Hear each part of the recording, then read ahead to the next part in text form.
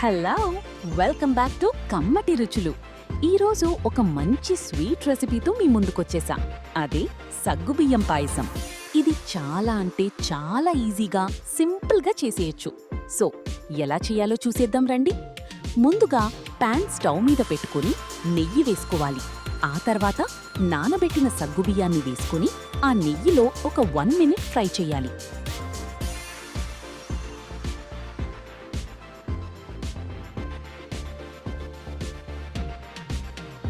ఆ తర్వాత మరిగిన పాలుని వేసుకోవాలి. కొంచెం ఉడకనివ్వాలి.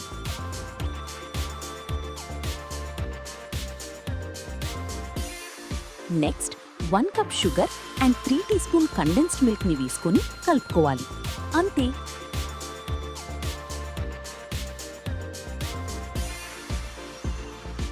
ఇంకా ఫ్రై చేసి పెట్టుకున్న డ్రై ఫ్రూట్స్ వేసుకొని ఇంకా సర్వ్ చేసుకోవడమే. ఈ రెసిపీ ఖచ్చితంగా మీ ఇంట్లో అందరికీ నచ్చుతుంది. మళ్ళీ మళ్ళీ చేయమని అడుగుతారు. సో ట్రై చేసి ఎలా ఉందో కామెంట్స్లో చెప్పండి.